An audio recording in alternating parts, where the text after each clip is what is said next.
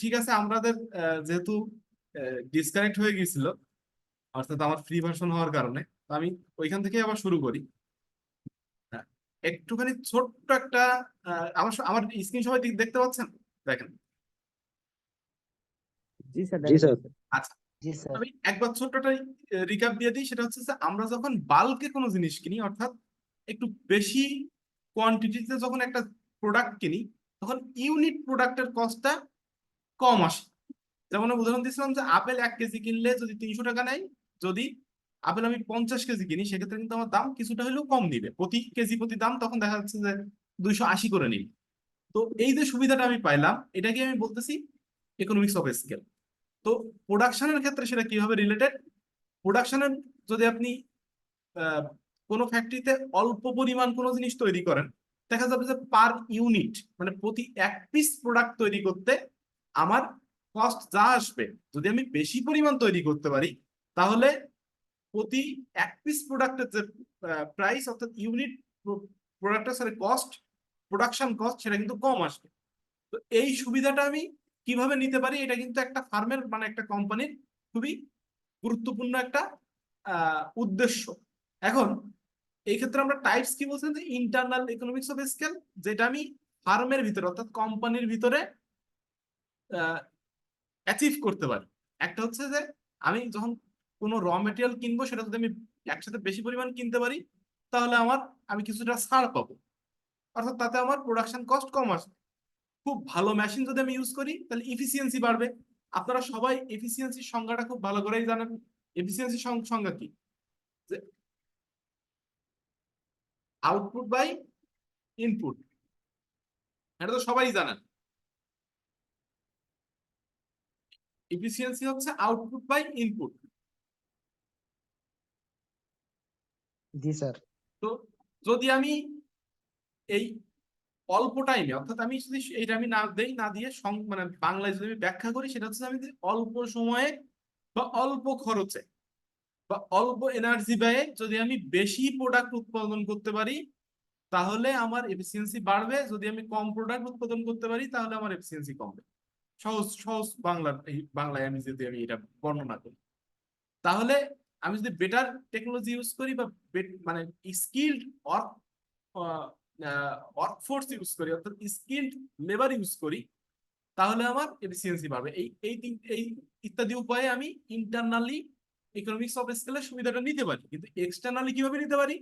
যেমন আমি বললাম যে আমি ডিরেক্ট ড্রিঙ্কিং ওয়াটার কোম্পানি, ধরা যাচ্ছে আমি টেক্সটাইল কোম্পানি, আমার খুব ভালো পানির সাপ্লাই লাগে কাপড় ধোয়ার জন্য, অথবা আমার গ্যাসের সাপ্লাই লাগে, তো বা ইলেকট্রিসিটির সাপ্লাই লাগে। তো আমি কি করলাম, একটা গ্যাস প্ল্যান্ট স্থাপন করলাম, একটা ইলেকট্রিক পাওয়ার প্ল্যান্ট স্থাপন করলাম। কারা? ওই ইন্ডাস্ট্রির সবাই মিলে, অর্থাৎ ওই অঞ্চলে বা ওই দেশে টোটাল গার্মেন্টস ফ্যাক্টরি যতগুলো ফ্যাক্টরি আছে, সবাই মিলে এটা করলো, অথবা গভর্নমেন্ট করে দিল।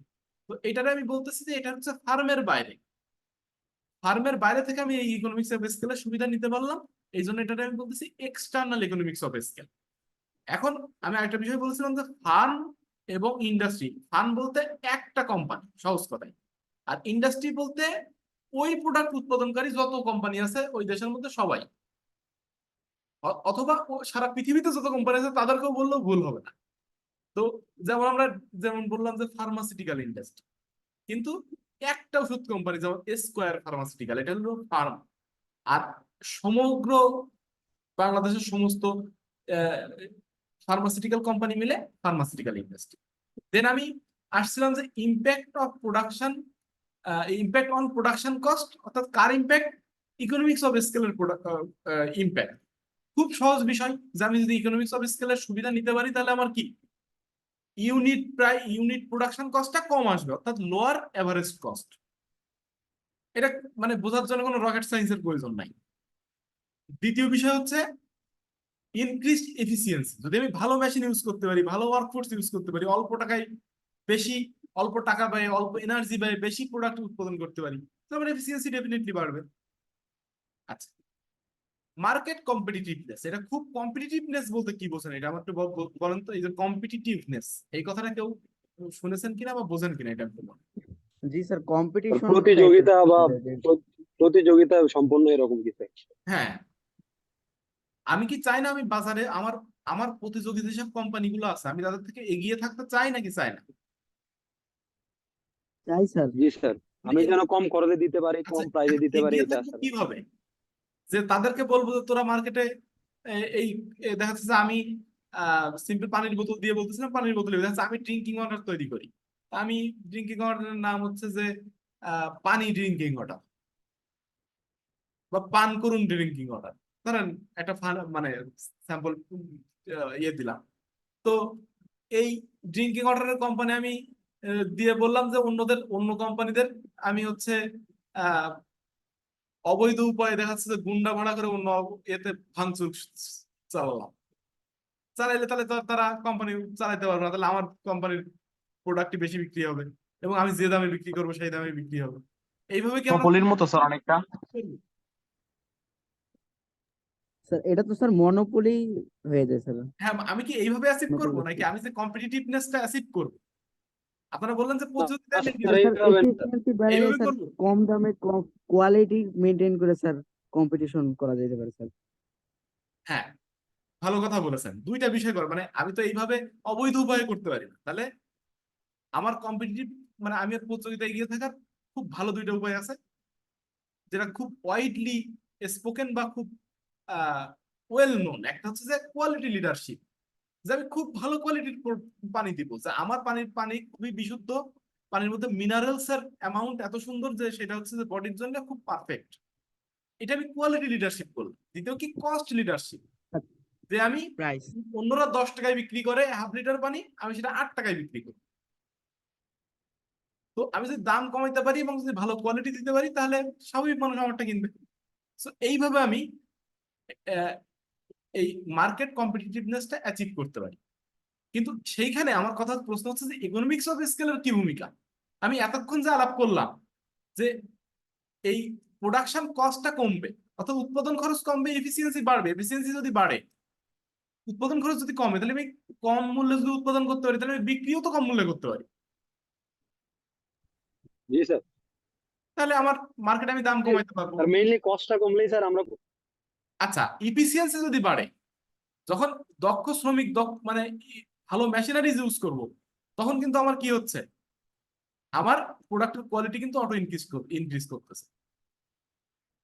সো আমার মার্কেটে আমি প্রতিযোগিতায় এগিয়ে থাকবো। তো এই ধরনের ইম্প্যাক্ট প্রোডাকশনের উপর ইকোনমিক্স অফ স্কেল ফেলে থাকে। এখানে একটা ছোট্ট এক্সাম্পল দেয়া আছে, সেটা আপনারা অ্যাকচুয়ালি এটুকু আপনারা নিজেরা একটু সেলফ স্টাডি করে দেখবেন। এটা আসলে আমি যেহেতু অনেক উদাহরণ দিয়ে বললাম এই জন্য আমি এটা ডিটেলসে যাচ্ছি না। এই টপিক সবার পরিষ্কার হলে আমি পরের টপিকে যাব। জি স্যার, ক্লিয়ার স্যার।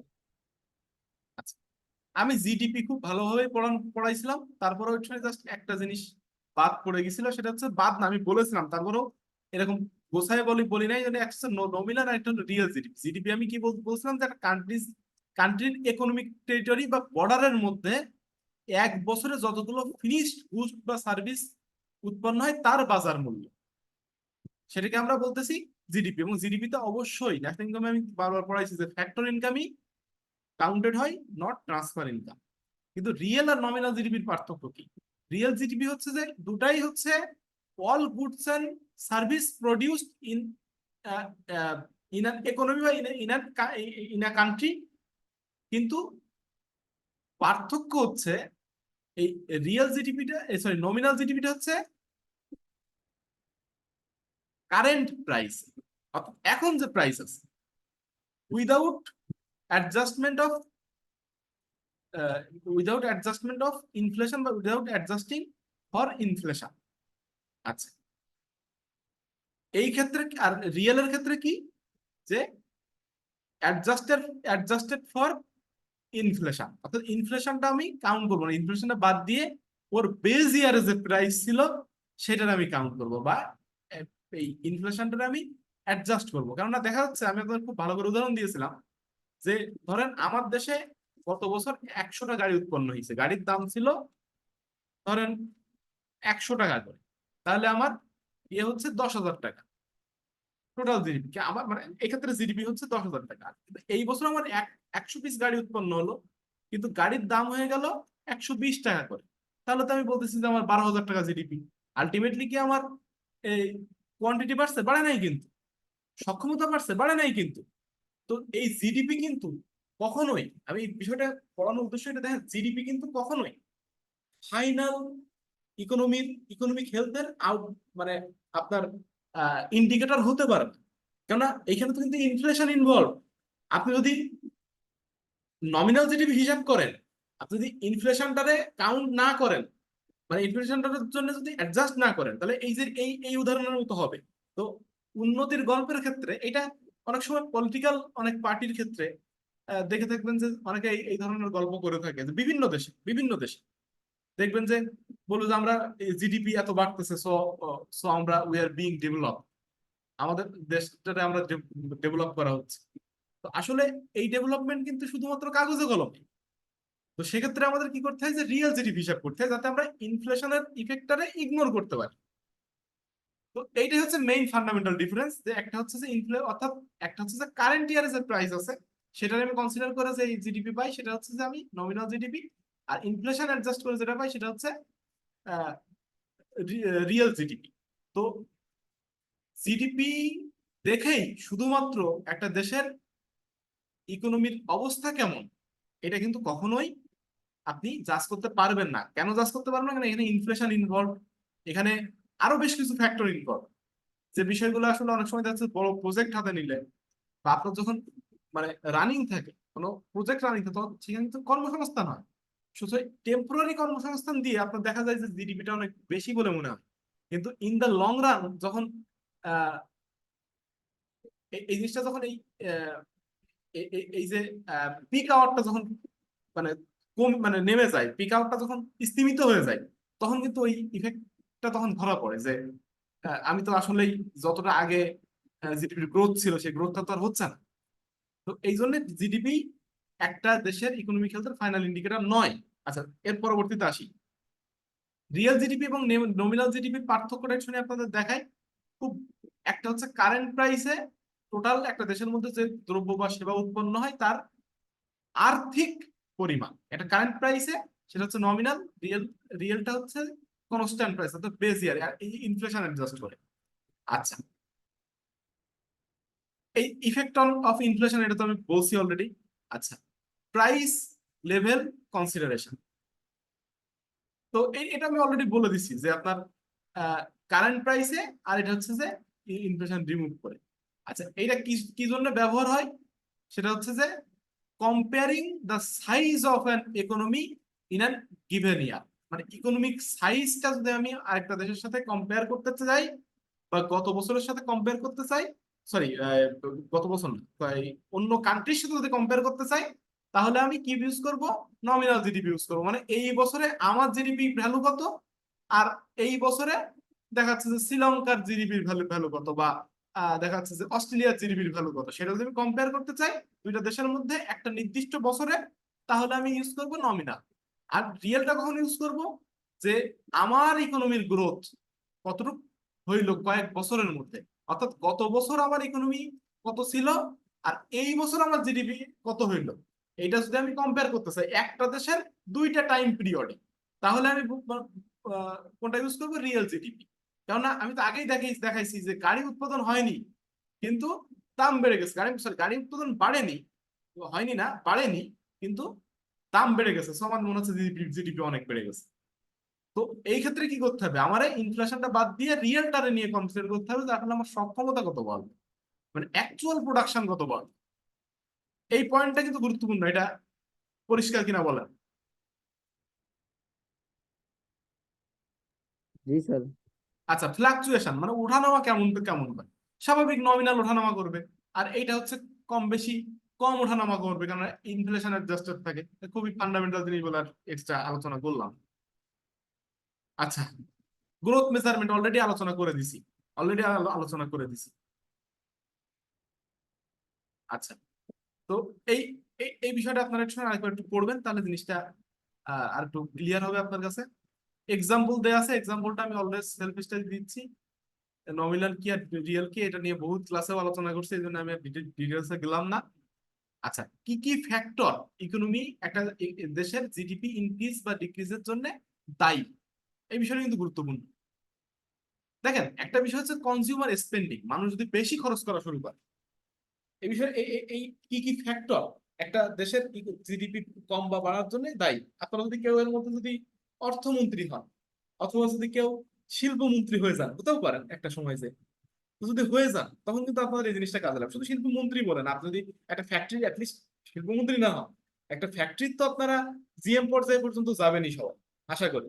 যদি ফ্যাক্টরিতে থাকেন বা কোম্পানিতে থাকেন, তে মানে ইজিলি গেলে এজিএম তো হবেনি, হয়তো জিএম না হতে এজিএম হবেনি, বা জিএম এক না একদিন হবেন। তো যখন জিএম হবেন তখন কিন্তু আপনার এই বিষয়গুলো কাজে লাগবে।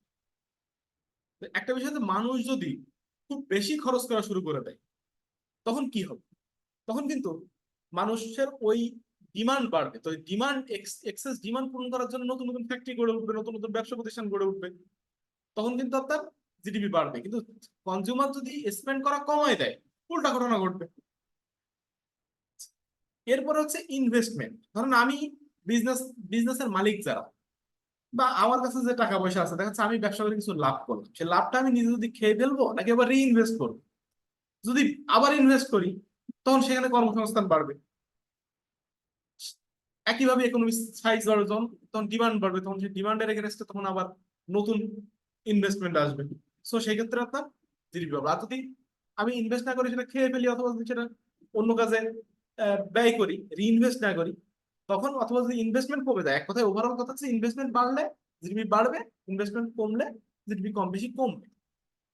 আচ্ছা আচ্ছা, গভর্নমেন্ট স্পেন্ডিং, এটা খুব একটা গুরুত্বপূর্ণ বিষয়। যদি আপনার গভর্নমেন্ট যদি ইনভেস্ট বেশি করে, অর্থাৎ যদি আপনার এই যে বিধবা ভাতা, বয়স্ক ভাতা, এগুলো যদি দিতে থাকে, তাহলে ওই টাকাটা কিন্তু মানুষ জিনিসপত্র কিনতে ব্যয় করবে, তখন ওই ডিমান্ড পূরণের জন্য কিন্তু প্রোডাকশন বাড়বে।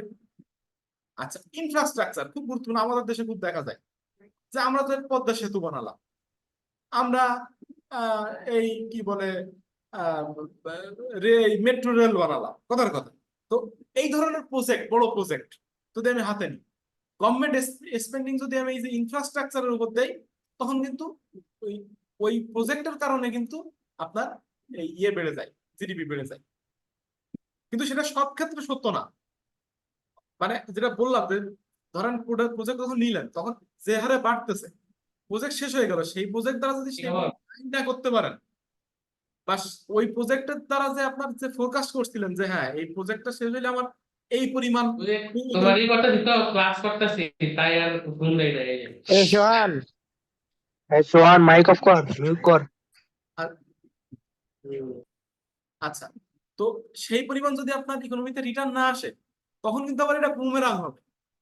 তো এইটা নেগেটিভ পজিটিভ বিষয় আছে। তো ওভারঅল যে বিষয়টা, সেটা হচ্ছে যে গভর্নমেন্ট স্পেন্ডিং বাড়লে জিডিপি সাধারণত বাড়ে। তবে হ্যাঁ, জিডিপি বাড়বে, আমি যদি বলি যে ওভারঅল ইকোনমির ক্ষেত্রে ইফেক্ট ফেলতে পারে, বা যদি কাঙ্ক্ষিত রিটার্ন অন ইনভেস্টমেন্ট আমি না পাই, তাহলে আমার লস হইতে পারে। বাট জিডিপি কিন্তু দেখাবে যে না, জিডিপি বাড়তেছে। এই জন্য আমি বলেছিলাম জিডিপি ফাইনাল মেজার না একটা ইকোনমিটা বোঝার জন্য। যাই হোক, এখন সামনে যাই। এক্সপোর্ট ইম্পোর্ট, এই বিষয়গুলো খুবই ইজি, আমি এত বেশি আর যাচ্ছি না। যদি নেট এক্সপোর্ট যদি আপনার বেশি হয় জিডিপি, তাহলে অ্যাড অ্যাড হবে। আর যদি ইম্পোর্ট বেশি হয়, তাহলে জিডিপি রিডিউস হবে। ইম্পোর্ট হইলে রিডিউস হবে, কেন মানে রিডিউস হতে পারে, নট অনলি মানে রিডিউস হবে এরকম এমন না, কারণ আমি তো সুতা আমদানি করে আবার কাপড় তৈরি করে বাইরে পাঠাচ্ছি। তো সেক্ষেত্রেও কিন্তু আমার জিডিপি বাড়তেছে। সব ক্ষেত্রে এটা, এটা হচ্ছে জেনারেলাইজ না, কিন্তু ওভারঅল মানে এখানে নিট একটা শব্দ আছে, এই কথাটা মাথায় রাখবেন। নিট ইম্পোর্ট যদি বাড়ে, তাহলে হচ্ছে আপনার জিডিপি বাড়বে। যদি নিট সরি নিট এক্সপোর্ট বাড়লে হচ্ছে জিডিপি বাড়বে, ইম্পোর্ট বাড়লে হচ্ছে নিট এক্সপোর্ট। মানে নিট মানে তো বোঝেনি, মানে নিট হিসাব, মানে প্লাস মাইনাস করে যেটা ফাইনাল যে, মানে, কি বলবো, এটা নিট তারা তো নিটই বলে, আমি বাংলাটা আসলে মনে মনে মনে করতে পারতেছি না। তো আশা করি নিট সবাই বোঝেন। আচ্ছা, টেকনিক্যাল ইনোভেশন, ইনোভেশন থাকলে আপনার হচ্ছে নতুন একটা টেকনোলজি আবিষ্কার করছেন, সেটা আপনি হিউজ দামে বিক্রি করতে পারবেন, জিডিপি বাড়বে। কমন কথাবার্তা, প্রোডাকশন গ্রোথ হইলে জিডিপি বাড়বে, কম হইলে কমবে।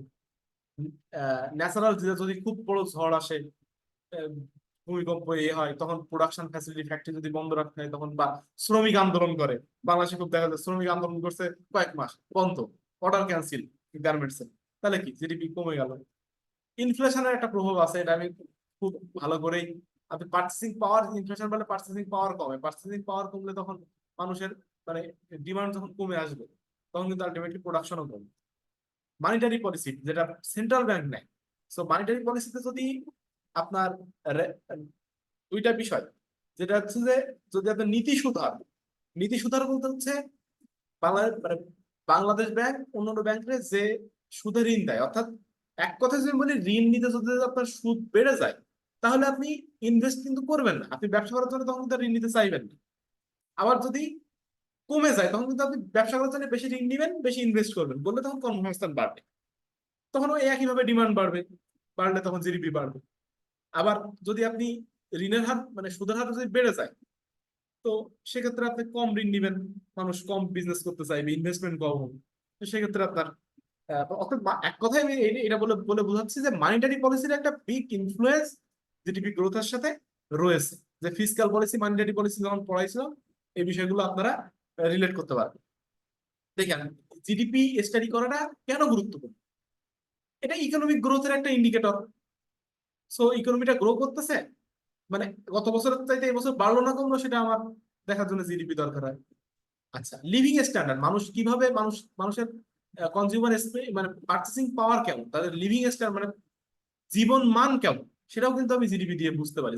যে দেশের জিডিপি হাই দেখবেন সে দেশের জীবন মান ভালো।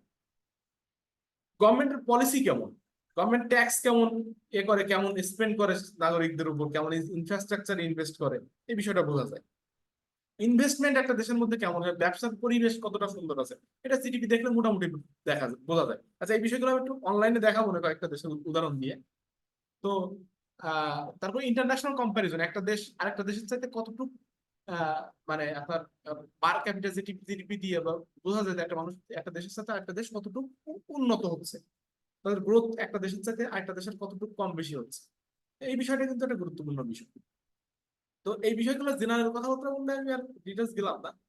আশা করি বুঝতে পারছেন। এই পর্যন্ত সবাই ক্লিয়ার কিনা একটু শুনে আমার সাড়া দেন, তাহলে আমি নেক্সট টপিকে যাই।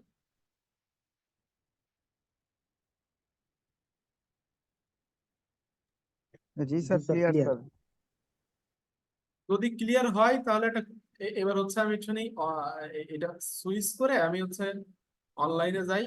অনলাইনে হচ্ছে আপনাদের একটুখানি কয়েকটা দেশের নিয়ে একটু দেখাই দিই। দেখেন, কয়েকটা দেশ উন্নত তুলনা করি, একটা বাংলাদেশ, অথবা ডিরেক্ট ইকোনমি অফ বাংলাদেশ বললি, economy of Bangladesh.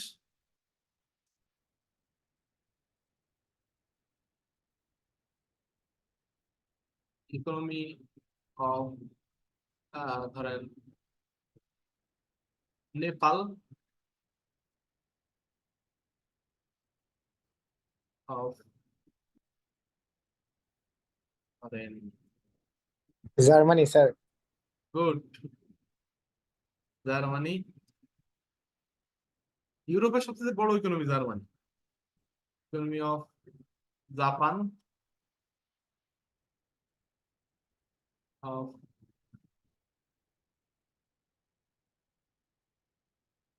Zimbabwe, African একটা থাকলো। ইকোনমি অফ কানাডা,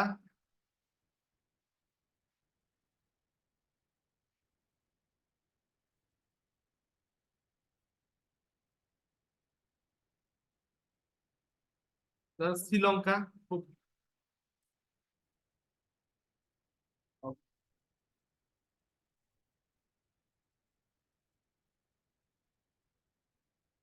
মালয়েশিয়া,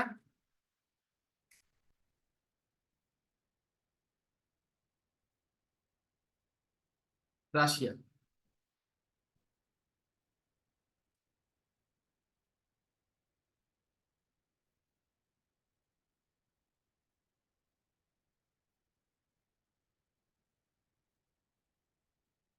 দেখেন, আমি প্রত্যেকটা একদম মানে উইকিপিডিয়াতে অনেক সময় দেখা যায় যে কম বেশি ভুল সব সঠিক থাকে, এটা আমি বলবো না, মানে অনেক সময় ব্যাকডেটেড ইনফরমেশন থাকে, ভুল থাকে না, সরি, ব্যাকডেটেড ইনফরমেশন থাকে।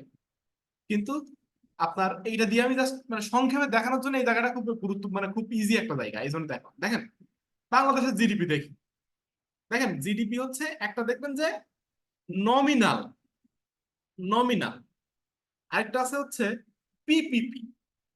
আচ্ছা, আমি তো রিয়েল আর নমিনাল পড়াইছি, তাহলে পিপিপি কি জিনিস? পিপিপি হচ্ছে পারচেজিং পাওয়ার প্যারিটি। অর্থাৎ আমি যদি সংক্ষেপে এটা একটু বুঝাইতে চাই, সেটা হচ্ছে যে ধরেন আপনি বাংলাদেশে একটা আপেল যে দামে কেনেন, ইউএসএ থেকে সেই দামে কিনতে পারবেন? ধরেন বাংলাদেশে একটা না আপেলের দাম স্যার। 30 টাকা, ইউএসএ যায় কিন্তু এটা $1.5, মানে 150 টাকা বাংলাদেশ টাকা। তাহলে পারচেসিং পাওয়ারের ডিফারেন্স আছে। তাহলে এই দেশের যে পণ্য যে দামে পাওয়া যায়, ওই দেশে সেই পণ্য কিন্তু সেই দামে পাওয়া যায় না। যেমন গরুর মাংস ইন্ডিয়াতে তুলনামূলক দাম খুবই কম, তো বাংলাদেশে অনেক বেশি। তো আপনি তো এই দুইটা জিনিসের তো শুধুমাত্র জিডিপি দেখলেই তো হবে না, আপনি ওই জিডিপির পারচেসিং পাওয়ার আপনার কতটুকু দেয় সেটা একটা সমতা করতে হবে। তো এই সব জায়গার আপেলের দাম, কথা আপেল দিয়ে উদাহরণ দিচ্ছি, সব জায়গার দ্রব্য পণ্য পণ্য পণ্য দ্রব্যের দাম একটা নির্দিষ্ট লেভেলে এনে, মানে আপনি গ্লোবালি, অর্থাৎ গ্লোবালি ওই টাকায় কতটা পণ্যদ্রব্য কিনতে পারবেন, সেই অনুযায়ী যদি আপনার হিসাব করা হয়, সেটা আমি বলি পিপিপি। অর্থাৎ দেশ ভেদে আপনার তো জিনিসপত্রের দাম কম বেশি হয়, তো এইটা যাতে আর কম বেশি না থাকে, অর্থাৎ এই পিপিপি মানে হলে, তো পিপিপি মানে হচ্ছে এই টাকায় যে কোনো দেশে যদি 100 টাকায় একটা আপেল পাওয়া যায়, তাহলে ইউএসএ তো 100 টাকায় একটা আপেল পাওয়া যায়। তো এই সমান জায়গায় নিয়ে আসা, এটার বলা হয় পারচেসিং পাওয়ার প্যারিটি, অর্থাৎ ক্রয় ক্ষমতা সমতা সূচক। তো সেই এখন একটা খুবই কমন জিনিস দেখেন, যদি জিডিপি নমিনালের থেকে যদি পিপিপি বেশি থাকে, তার মানে হচ্ছে এটা বোঝায় যে এই দেশে অল্প দামে জীবন ধারণ করা যায়। এবং দেখেন আসলে বাংলাদেশের এখানে দেখেন এত বিলিয়ন, মানে 455 বিলিয়ন, আর তারপরে 3 গুণেরও বেশি, প্রায় 1.6 ট্রিলিয়ন আপনার পিপিপিতে। আমি যদি পার ক্যাপিটা দেখবেন, যে পার ক্যাপিটা মানে পার হেড, মানে আপনি যদি জনসংখ্যা দিয়ে ভাগ দেন, তাহলে আমরা দেখতেছি যে পার ক্যাপিটা আমাদের নমিনাল জিডিপি হচ্ছে 2,646, কিন্তু পার্চেসিং পাওয়ার প্যারিটি হিসেবে প্রতি জন প্রতি হচ্ছে প্রায় 9,416, তার মানে প্রায় 3 গুণেরও বেশি। অর্থাৎ আমি এই দেশের দ্রব্যমূল্যের দাম তুলনামূলক উন্নত, মানে অন্যান্য দেশের তুলনায় কম, এটাই বোঝাচ্ছে। আচ্ছা, এই কথাই না যায়, তো দেখেন ইকোনমিক গ্রোথ মানে গত বছরের থেকে, মানে দেখেন এই গত বছরের থেকে এই মানে 22-এর থেকে 23-এ 6% বেশি হয়েছে, 23 থেকে 24-এ এখনো পর্যন্ত 5.7% হয়েছে। আর 25-এ ফোরকাস্ট, 25-এ ধারণা করা হচ্ছে যে 6.5% হবে গ্রোথ, মানে বাড়বে জিডিপির আকার। আচ্ছা, এখন আসি আহ যে জিডিপি র্যাঙ্ক কত, মানে সারা পৃথিবীর মধ্যে নমিনাল এবং পিপিপিতে র্যাঙ্ক কত, এটাও আপনি দেখতে পারবেন। এটা হচ্ছে যে কোনো ইকোনমিতে যান, সেই ইকোনমিতে আপনি এই ইনফরমেশন গুলা পাবেন। যে কোনো ইকোনমিতে যান, এটা হচ্ছে যে জার্মানি, জার্মানিতে দেখেন হিউজ, জার্মানিতে দেখেন হিউজ। তো এইটা দেখে আপনি বুঝতে পারতেছেন যে না, কোন দেশ কতটুক শিল্প উন্নত বা কোন দেশ কতটুক উন্নত।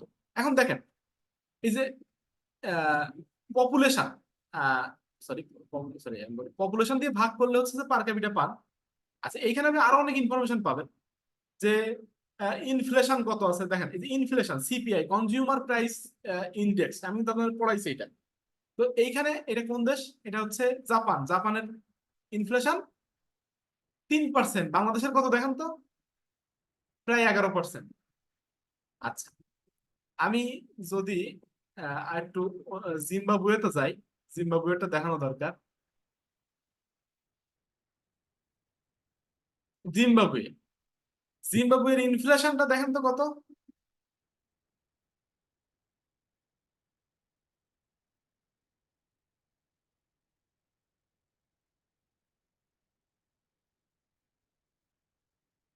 কি হলো, মানে শুনতে পাচ্ছেন, মানে রেসপন্স করেন কেউ? স্যার অনেক বেশি স্যার। অনেক বেশি। তো ইনফ্লেশনটা সাধারণত সিঙ্গেল ডিজিট থাকা ভালো, বাট ইনফ্লেশন না থাকলে কিন্তু একবারে হবে না, একবার ইনফ্লেশন জিরো সেই ইকোনমি আবার গ্রো করতে পারে না। যাই হোক, ওই ওই আলোচনা আমি ক্লাসে করছি, ওইগুলো না যাবো না এখন। তো আমি আমার কাজে ফেরত আসি, আমি আমার স্লাইডে ফেরত আসি। তো স্লাইডে ফেরত আসার আগে আমার, আচ্ছা স্লাইড ফেরত আসি তারপরেই বলতেছি। দেখেন দেখেন জিডিপি আমার অনেক বেশি থাকতে পারে, জিডিপি আমার অনেক বেশি থাকতে পারে, সেটা কোনো বিষয় না। তো জিডিপি থাকলেই এই জিডিপি কি মানে সবাই এর সুফলটা সমানভাবে পাচ্ছে কিনা, এই জিনিসটা একটা খুবই গুরুত্বপূর্ণ বিষয়। অর্থাৎ ধরেন এটাও কিন্তু একটা জিডিপি, মানে কেন জিডিপি ফাইনাল মানে ইন্ডিকেটর নয় একটা ইকোনমির হেলথ জানার ক্ষেত্রে, সেটা আরেকটা কারণ হচ্ছে এইটা যে ধরেন আমার ইনকাম, ওইখানে আপনি বাংলাদেশের ইনকাম কত দেখলেন, যে প্রায় প্রায় 2.5 লাখ 3 লাখ টাকা মতো, যদি বাংলা টাকায় আমি হিসাব করি প্রতি বছর একজন মানুষের প্রতি মানে পার ক্যাপিটা জিডিপি বরাদ্দ। এখন চিন্তা করে দেখেন তো, যে বাংলাদেশে কিছু কিছু মানুষ তো খুবই ধনী, অর্থাৎ তাদের মাসিক ইনকাম বা বার্ষিক ইনকাম তাদের কয়েক কোটি টাকার উপরে। কিন্তু আমাদের মতো সাধারণ চাকরিজীবীর কি হচ্ছে, যে সর্বোচ্চ 2 লাখ 3 লাখ বার্ষিক ইনকাম, বার্ষিক এক বছর। আবার ধরেন আরো গরিব মানুষ যারা, তারা খেটে খাওয়া মানুষ, এদের দেখা যাচ্ছে যে ইনকাম সারা বছর মিলে 1 লাখ টাকাও না, 50,000 টাকা ইনকাম। মানে যারা মাসে 17,000 টাকা বেতন পায়, এদের কিন্তু এক বছর শেষে 70-80 হাজার টাকা বেতন আসে। সো এটা বিগ ডিফারেন্স আছে। তো আপনি কি মনে করেন যে এই বৈষম্য, আপনারা যে এই যে আন্দোলন করলেন যে বৈষম্য বিরোধী আন্দোলন, তো এই বৈষম্য নিয়ে আলোচনা করুন। যে ধরেন এই বাংলাদেশের এই যে আন্দোলন, এই যে আপনার এই যে বিক্ষোভ বা মানুষের যে বিরক্তি, এটা অন্যতম কারণ কিন্তু এই যে বৈষম্য। মানে কারোর ইনকাম অনেক বেশি, তো জিডিপি আমার অনেক মানে হাই জিডিপির একটা দেশ আমি, বাট এরকম যদি হয় যে কারোর ইনকাম 1 কোটি, কারোর ইনকাম 50,000, কিন্তু এভারেজে তো সেটা মোটামুটি 50 লাখ মতো। যদি এই ঘটনা ঘটে, তাহলে আপনি কি সেই ইকোনমির একটা হেলথ ইকোনমি বলতে পারবেন? জি না স্যার। তো এইটা কিন্তু একটা গুরুত্বপূর্ণ বিষয়। তো এইখানে হচ্ছে যে গিনি ইন্ডেক্স, এই গিনি ইন্ডেক্স দিয়ে আমরা বুঝতে পারি যে এই ইনইকুয়ালিটি, ইনকাম সহজ কথা, ইনকাম আয়ের বৈষম্যটা কতটুকু। তো জিডিপি অনেক বেশি হলেও তো লাভ নাই যদি আমার আয়ের বৈষম্য থাকে। যদি আমার দেখা যাচ্ছে যে দেশের 1 থেকে 2% লোক প্রতি মাসে কয়েক শত কোটি টাকা ইনকাম করে, কিন্তু বাকি 90% লোক আহ, মাসে 50,000 টাকা ইনকাম করতে পারে না, তো আলটিমেটলি তো ওই ওই দেশ তো ডেভেলপ না, সবার জন্য সমতাপূর্ণ একটা দেশ নয়। তো এইটা আমি বুঝি গিনি ইন্ডেক্স দিয়ে, যে ইনকাম ইকুয়াল নাকি ইনইকুয়াল, এটা একটা স্ট্যাটিস্টিক্যাল মেজার। তো এটার ক্ষেত্রে 0 থেকে 1-এর মধ্যে, এখন 0 যদি হয় তার মানে হচ্ছে এটা খুব ইকুয়াল, মানে এখানে কোনো ইনইকুয়ালিটি নাই। যদি সবার ইনকাম 50,000 হয়, তো সারা দেশের সবার মানুষের ইনকামই 50,000। তো এরকম এত ইকুয়াল সোসাইটি তো আসলে খুঁজে বের করা আসলে অনেকটা ইউটোপিয়ান কথাবার্তা হয়ে যায়। তো এতটা পারফেক্ট হয়তো বা হবে না, কিন্তু যতটা এই বৈষম্যটা কমিয়ে আনা যায়, ততই একটা ইকোনমির জন্য ভালো। তো 0 মানে হচ্ছে একদম পারফেক্টলি ইকুয়াল, মানে everyone has the same income, everyone has the same income. আর যদি 1 হয় বা 100% হয়, তার মানে এটা বোঝাচ্ছে যে এইখানে ওই যে মানে 1 পারসন হ্যাজ অল ইনকাম, মানে একজন ব্যক্তির হাতে সব সম্পদ, সব ইনকাম, কিন্তু বাকি লোক 1 টাকাও ইনকাম করতে পারে না। তো এরকম সোসাইটিও আসলে পাওয়া যায় না। তো এইটা সাধারণত বিলো 30 ভালো, আরো ভালো মানে 0.20%, 0.220 অর্থাৎ 20%-এর আশেপাশে, এটা খুবই ভালো। তো সিগনিফিকেন্সটা কি একটু দেখি, যে লো গিনি ইন্ডেক্স মানে আমি কি বুঝতে পারতেছি, যে ইনকাম ইনইকুয়ালিটি নাই, অর্থাৎ ইনকামটা ইকুয়াল। আর হাই গিনি ইন্ডেক্স মানে হচ্ছে এখানে ইনইকুয়াল, মানে বৈষম্য আছে, আয়ের বৈষম্য আছে। তো গিনি ইন্ডেক্সটা কেন গুরুত্বপূর্ণ, যে একটা কান্ট্রির ইকোনমি স্টাডি করার জন্য কেন ইম্পর্টেন্ট? সোশ্যাল স্টেবিলিটি, যেটা বললাম, একজনের ইনকাম অল্প আর একজনের অনেক বেশি, তাহলে সমাজে কেউ কেউ মানুষ আঙুল ফুলে কলা গাছ, আর কেউ কেউ কিছুই পাচ্ছে না, না খেয়ে দিন যাপন করতেছে, তাহলে সেখানে কি সোশ্যাল স্টেবিলিটি আসবে? আসবে না। সো গিনি ইন্ডেক্সটা যতটা কমন দিকে আমাদের এই জন্য নরমাল, এটা স্টাডি করতে হবে এই কারণ। আচ্ছা, ইকোনমিক গ্রোথটা যদি আপনি সুফল যদি সবাই ভোগ না করতে পারে, ধরুন আমি বিশাল প্রজেক্ট করলাম কিন্তু সুফল পাচ্ছে মাত্র কিছু মানুষ, তাহলে আলটিমেটলি তো দেশের ইকোনমির কোনো লাভ হচ্ছে না। তারপরে হচ্ছে পোভার্টি রিডাকশনের ক্ষেত্রে এটা একটা খুব গুরুত্বপূর্ণ বিষয়, কারণ গিনি না কমাইতে পারলে পোভার্টি কমবে না, মানে দারিদ্র্যসীমার মান নিচ থেকে মানুষ উঠে আসতে পারবে না। মানে কিছুদিন মানুষ আজীবন দরিদ্র, আর কিছু মানুষ মানে মানে এক্সট্রা অর্ডিনারিলি রিচ। তো এই বিষয়টা তো আসলে কাম্য নয়, সেজন্য আমাদের গ্রিন ইন্ডেক্স স্টাডি করা প্রয়োজন, যাতে আমরা এই জিনিসটা রিডিউস করতে পারি, বৈষম্যটা রিডিউস করতে পারি, এবং সেই অনুযায়ী যাতে পলিসি তৈরি করতে পারি যাতে এই বৈষম্যটা তো মানে নিরসন হয়। আচ্ছা, এবং ইন্টারন্যাশনাল কম্প্যারিজন, অর্থাৎ কোন দেশের মানুষ বেশি ইকুয়াল, এই জিনিসটাও কিন্তু আমার মানে এই গ্রিন ইন্ডেক্সটা স্টাডির মাধ্যমে জানতে পারি। তো আমি যদি একটুখানি আহ ওই যে ইকোনমির এটা একটু দেখেন আমার স্ক্রিনটা সবাই দেখতে পাচ্ছেন, একটু রেসপন্স করেন, যেহেতু 2 মিনিট আছে। দেখতে পাচ্ছেন স্ক্রিন?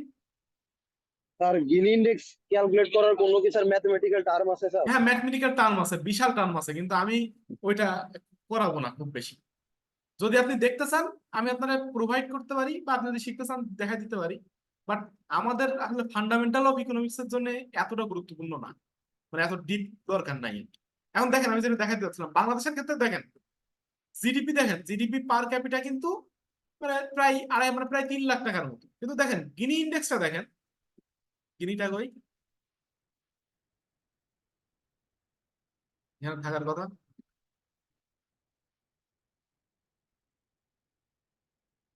এই যে গিনি কোএফিসিয়েন্ট দেখেন এখানে, এই যে গিনি কোএফিসিয়েন্ট বাংলাদেশের ক্ষেত্রে দেখেন প্রায় 31% বাংলাদেশের ক্ষেত্রে, এটা মানে মিডিয়াম। তার মানে কি, ওই যে কিছু মানুষ সুফল খুব পাচ্ছে আর কিছু মানুষ পাচ্ছে না। আচ্ছা, এরপরে আমি আরেকটা দেশের ক্ষেত্রে যাই, নেপাল। নেপালের ক্ষেত্রে দেখেন এদের পার ক্যাপিটা জিডিপি মানে পার হেড জিডিপি আছে হচ্ছে আহ, প্রায় 2 লাখ টাকার মতো, কিন্তু এদের আপনার গিনি কোএফিসিয়েন্ট দেখেন আমাদের মতো অবস্থা। আচ্ছা, সেক্ষেত্রে উন্নত দেশে দেখেন, জার্মানিতে দেখেন, জার্মানিতে দেখেন এদের পার ক্যাপিটা জিডিপি হচ্ছে 54 লাখ টাকার উপরে, কিন্তু এদের গিনি ইন্ডেক্সটা দেখেন, এদের গিনি ইন্ডেক্স কিন্তু 30-এর কম, মানে লো, মানে কিন্তু ভালো, মানে সবাই মোটামুটি সমান আছে, বৈষম্য কম নাই। জাপানের ক্ষেত্রে দেখেন, জাপানের ক্ষেত্রে এদের পার ক্যাপিটা জিডিপি হচ্ছে প্রায় 33 লাখের মতো বাংলাদেশ টাকায়, মানে 40 লাখের মতো, কিন্তু এদের গিনি গিনি কোএফিসিয়েন্টটা দেখেন, এদেরও কিন্তু ওই যে ইনকাম ইনইকুয়ালিটি আছে জাপান।